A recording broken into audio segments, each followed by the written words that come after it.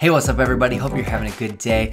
We are releasing VDB Portals 2 in our VFX Elements lineup, and I'm really excited about it. We have 25 smoky and wispy portal animations. These are VDBs, so you can use them in any render engine that supports them in almost any 3D application. And this time I'm excited to share that we are increasing the level of quality by quite a bit. We're including a particle animation for every one of these portals, and we're also including all of the sticks and branches and rock debris that are getting kicked around in the portal. So the level of quality has gone up quite a bit with this product. So once you purchase it, you can go to your download section in your My Account, and here's your portals right here. VFX Elements Volume 11 Portals 2. Just click on the View Downloads. So first things first is download this starter file right here. And when you unzip that, you'll have all of your preview animations. So you can look through these different portal animations and you can pick one that you really like, and you'll find the associated number with it in the top left corner. And you're also going to have a little cheat sheet showing some of the thumbnails for these portals here if you would rather do that. So once you find one that you like, you can go back to your download section, and you'll notice that every portal has a number and there are 4 different options. So for portal 27, we have high res and low res. So this is the smoky volume file, and high res is great for an output. Low res is great to work with if you want a faster viewport. And then this time we also have particles and debris, and we have a high res and a low res version. Now I find the low res version of the particles is totally sufficient for most applications, but we do have a high res one as well. So once you download those two and you unzip them, you will have a folder that has all of your VDB files in here in a sequence, and then you have a ABC Alembic file with your particles and debris. So once you have those, it's super easy. Right here I have my Redshift volume, and I've loaded up this VDB, so we'll go to render quickly.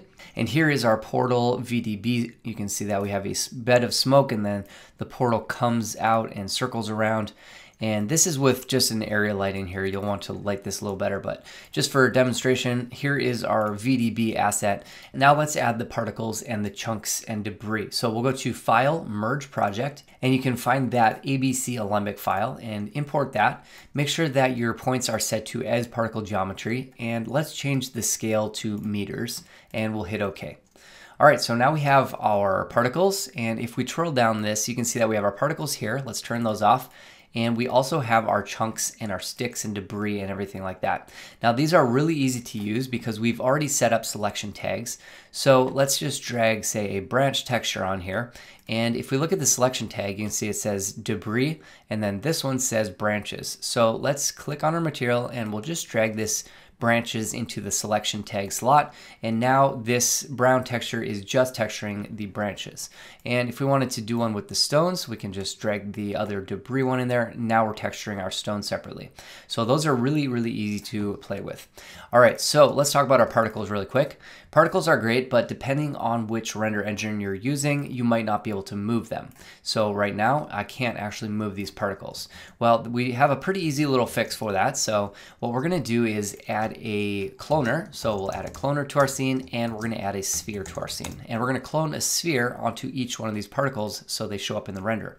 So we'll take our sphere, put it in the cloner, and that sphere we're going to make it very small, maybe 0.03, and we're going to make it only 3 segments, so it's very low poly. In the cloner, one thing to make sure you do first is change the instance mode to multi-instance, otherwise it's going to bog down really quickly. Then you can change the mode to object, and now we just have to drag our thinking particles into this slot. Now you can't drag this particle file right here. What you have to do is go to Shift-C to look for your search bar and type in TP and find your TP settings. This is thinking particle settings. And if we scroll down our particle groups, right here are our particles, and we just drag that and drop it into the object slot of our cloner. And now you can't really see it, but if we hit render, you can see that there is a sphere cloned onto each of these particles. So let's fire up a render here. And they're pretty hard to see, but they are there. And if we made that sphere a little bit bigger, maybe 0.1, and now we have our particle field, everything's perfect. So right now we have everything cloned onto those spheres, but if we grab that cloner and move it, it's still not moving properly. So just go into that cloner and go to your object tab, and under behavior, instead of stretch TP, change that to standard TP, and then we should be able to move these particles, and you can see that we're moving them just fine. No big deal. So if we want to put those back to our 0 coordinates, then everything's going to align perfectly. We can turn on our branches and we can turn on our volume, and let's render that out. And there we have it. We have our particles rendering, we have our volume rendering, and we have our branches and our stones. Now all you have to do is light it and render it out. You'll have a beautiful, high quality, and highly detailed portal animation. This is definitely a step up for us with our quality, and I hope you find it useful. Thanks for checking out the Pixel Lab. We'll talk to you next time. Ciao.